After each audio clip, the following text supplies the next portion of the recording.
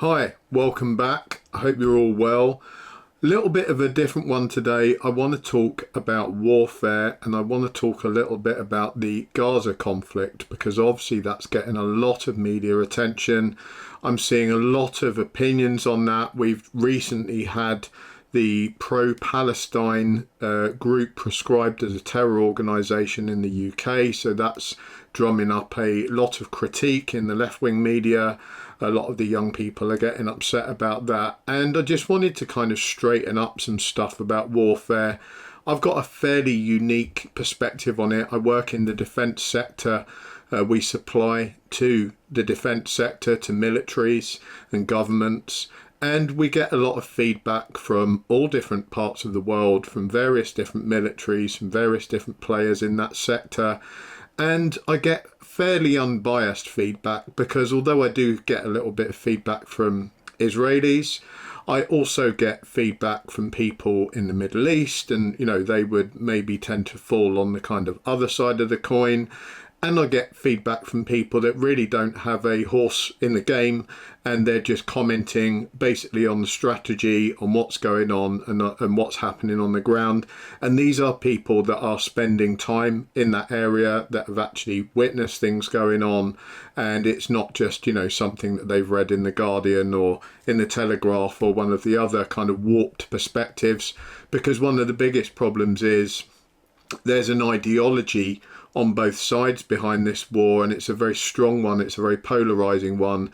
So instead of relying on actual data and looking at historical data to compare it against, people are shaping narratives to kind of go along with their preferred ideology, whether that's because they don't like Jewish people for whatever reason, or it might be just because they don't like Muslims or something in between. There's all these different perspectives that people have that can be quite extreme but aren't based factually.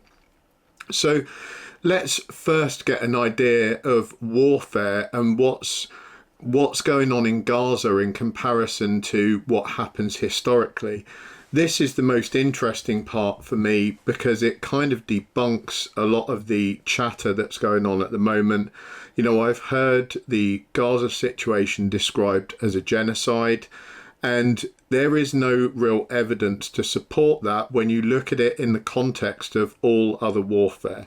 Now, the evidence that's put forward by people perpetuating that it's a genocide is that there's quite a high civilian casualty rate.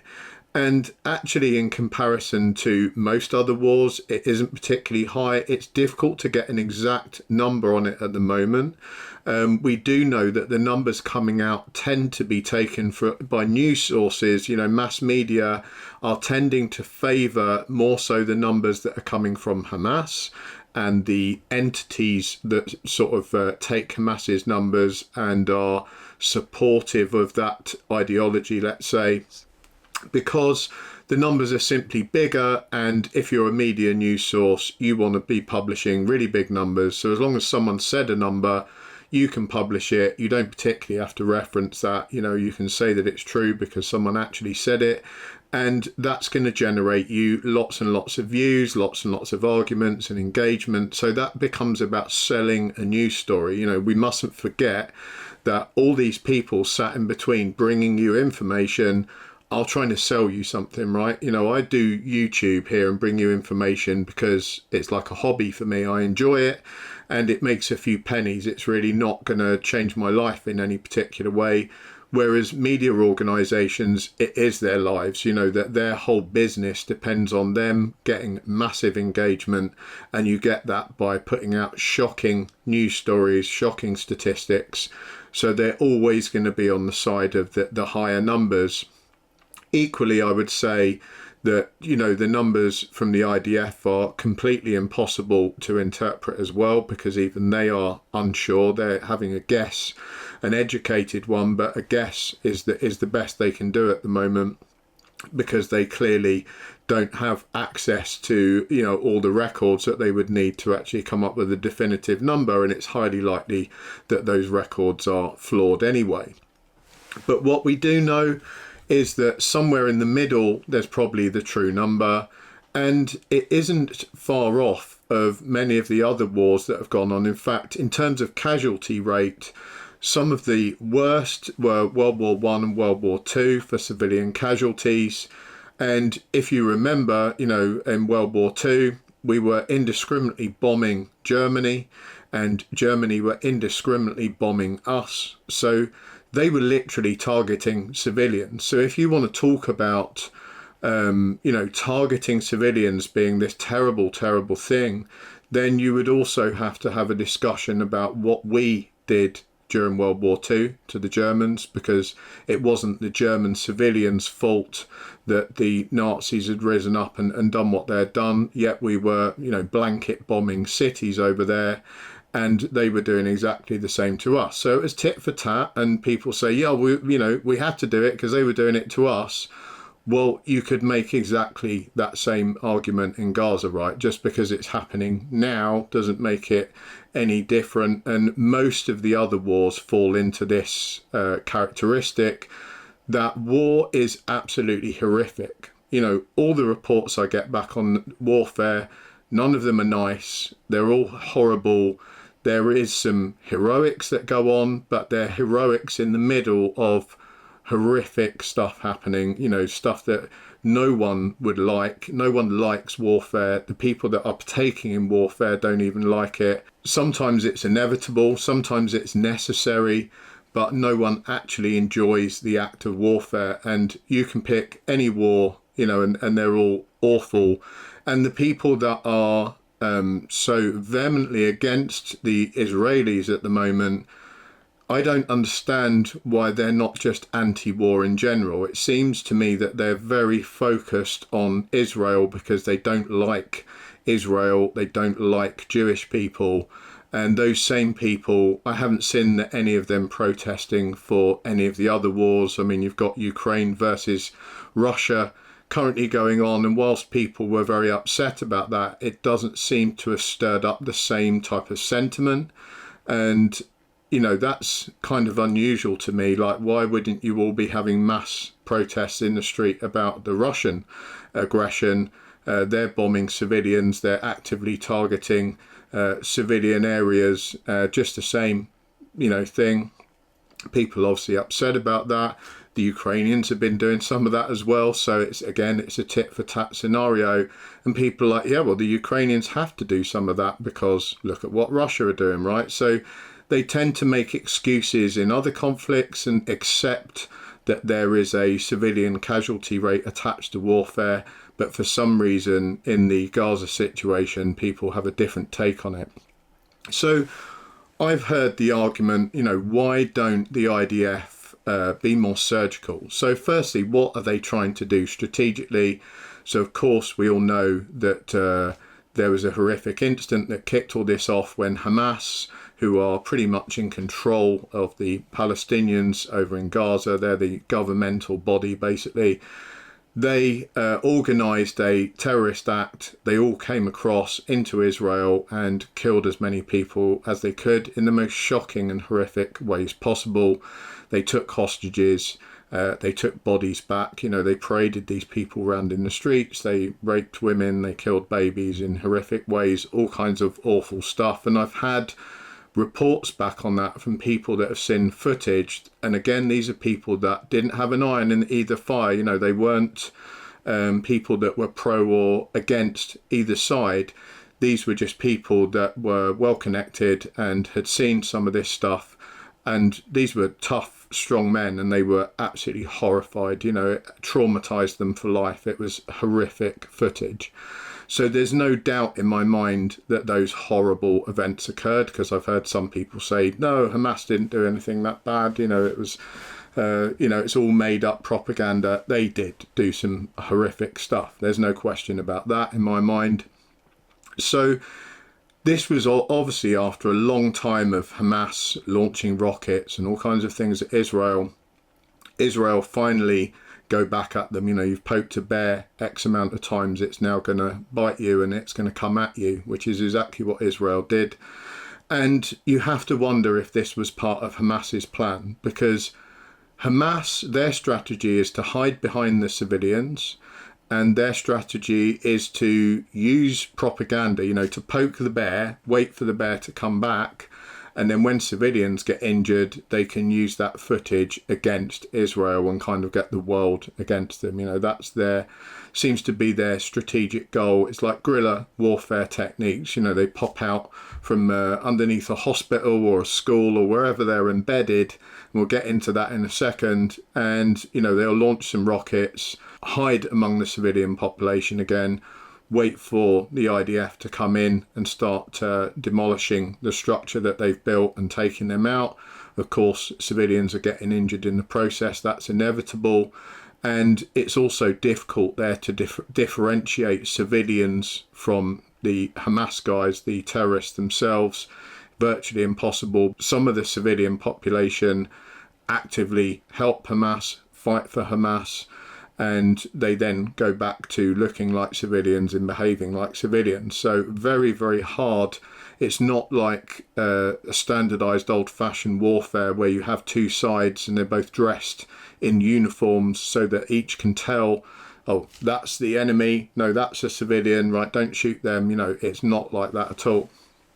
But this is probably the first time in warfare where we've seen on a large scale a group of terrorists that have embedded themselves so thoroughly amongst a civilian population. They have over 500 kilometers of tunnels underneath Gaza, and there's something like 50-odd thousand exits to these tunnels, and these exits are going into civilian houses, into children's bedrooms, all kinds of things. They've built tunnel systems and large HQ parts of these tunnel systems, and also strategic parts for launching rockets and stuff, directly under buildings that they know are the most suitable buildings to protect them and provide them with the propaganda afterwards. So that would be things like hospitals, like children's schools, like aid points, all these different places which should normally be untouched by war, they are actually using to their own advantage. Now, the IDF have a option here. They could just not touch them, right? They could say, oh, well, there's civilians on top of that, we're not going to touch that area at all. But the trouble is, this has been going on for a long time now. If you don't eradicate Hamas, the nature of Hamas, because it's perpetuating an ideology, is that they can afford to lose a bunch of people. They will then just go back underground. They will get more troops from the Palestinians, just bring more of them in because they use bully boy tactics if they have to. They also have an indoctrination program, even at school age and upwards, where they're actually bringing people in to fight with them.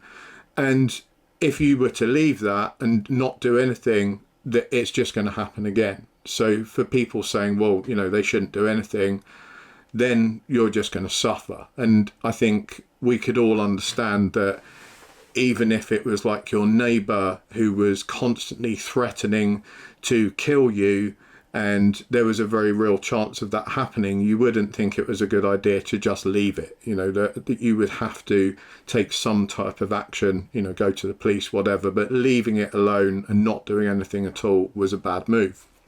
So then people have said, well, why can't they be more surgical? Why can't they just take Hamas out? Well, number one, as we've just discussed, it's very difficult to take out people that appear to be civilians, so that's virtually impossible in itself.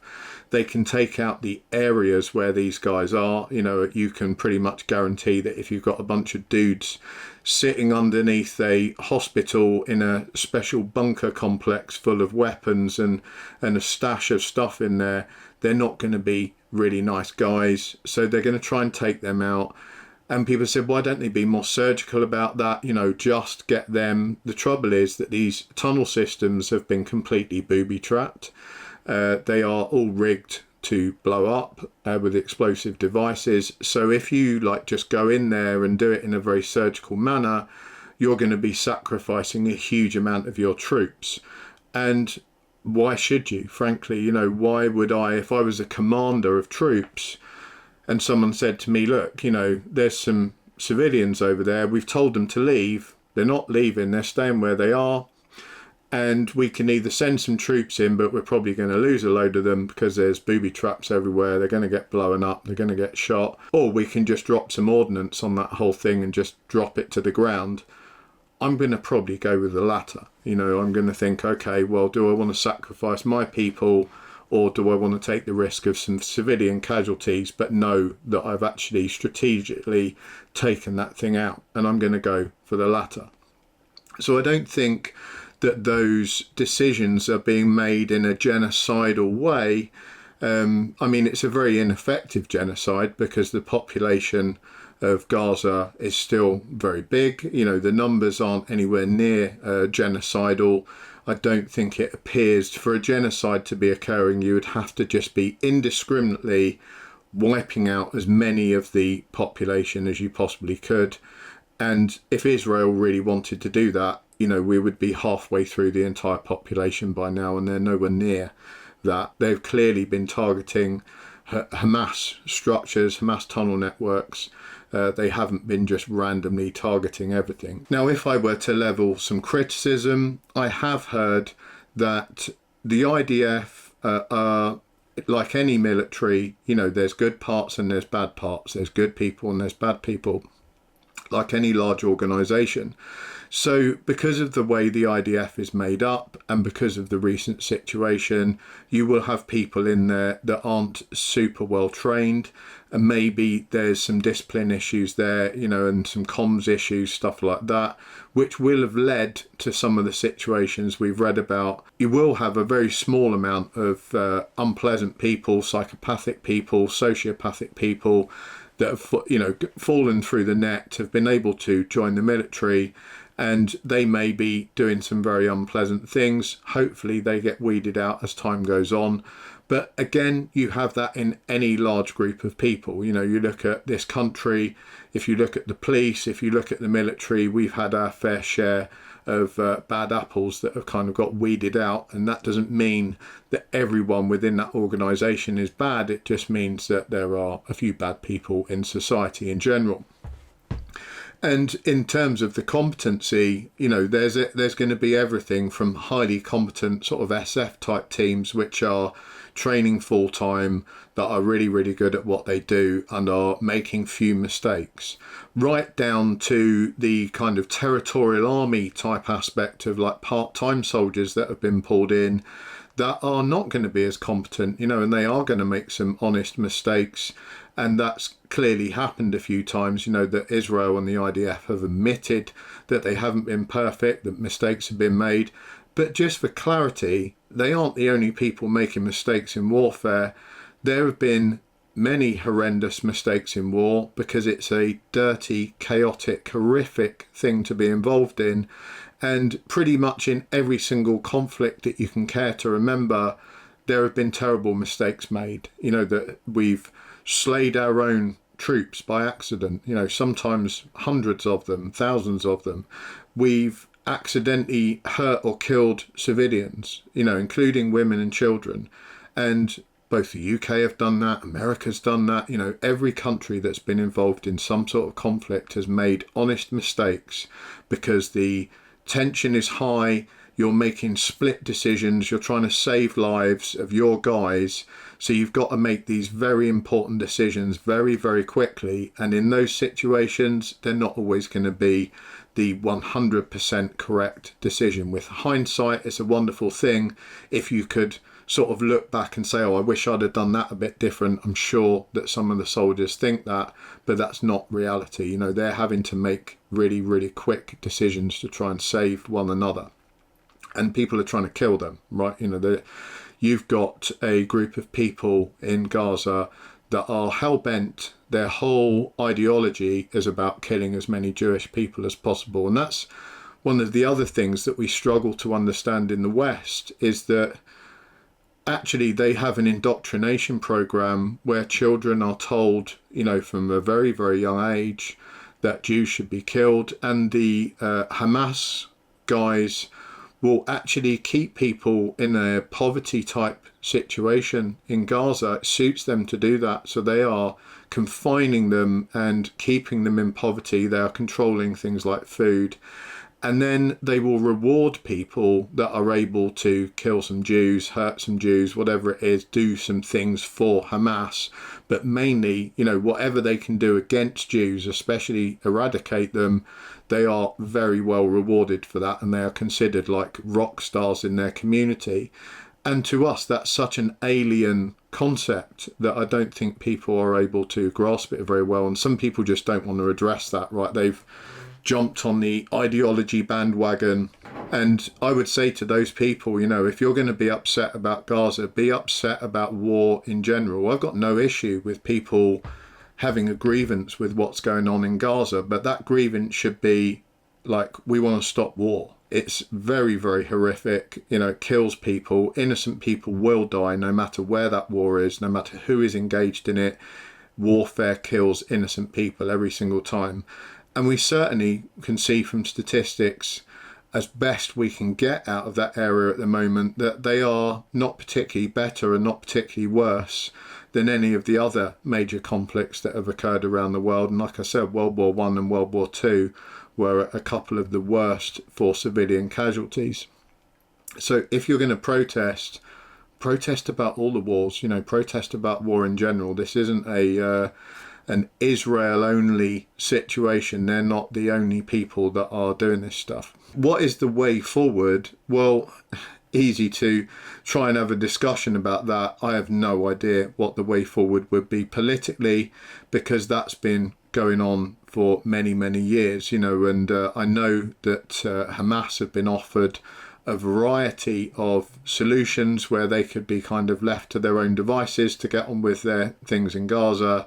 That's not good enough for them. They want basically the eradication of Israel and to kind of retake that parcel of land for themselves, which is obviously never going to happen. So there's going to be no agreement reached there until Hamas back down. They still have hostages. They're refusing to give them up.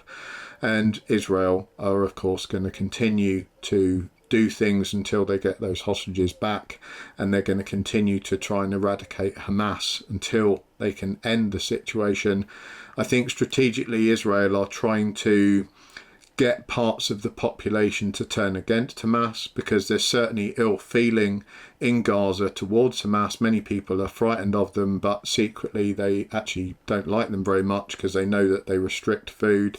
In terms of aid, when you hear about that Israel are withholding aid, they're not withholding aid, they're preventing that aid getting into the hands of Hamas, and they're actually trying to circulate that aid to the people that need it. The problem is, if you just let aid roll in there unfettered and don't try and control it at all, and you have your Greta Thunberg crews and all those kind of idiots that are doing it for their own benefit, their own likes and stuff on social media, that's the only reason those idiots turned up.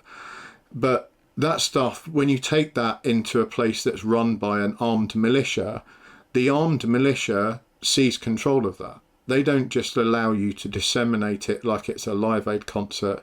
And even in the African aid operations, the same thing happens there, that when you send these truckloads of rice and all those kind of things to these impoverished regions, they are not, in your mind, it's like a Disney film, right? That all these lovely people turn up and say, oh, thank you so much, you've saved my family, and they walk away with bags of rice. The reality is that most of that stuff gets taken by armed militias, and they use it to control the population beneath them. They use it to pay their fighters, and Hamas are no different. That's exactly what they do with the aid. And Israel, as far as I've been told by people that have had time on the ground and are not necessarily affiliated to either side, are trying to kind of go around that by disseminating it to the people that actually need it, but in a controlled manner. And we saw what happened, when there was people doing airdrops. I think the US did some airdropped aid. And what happened there was that the airdrops actually crossed some people to death, so that's not ideal. But B, as soon as you drop this stuff in, people formed into mobs. Hamas were shooting these people with guns. There were, rivals battling each other. It was basically like a battle royale situation. People were just like mugging each other for this stuff. So that's not really a solution either.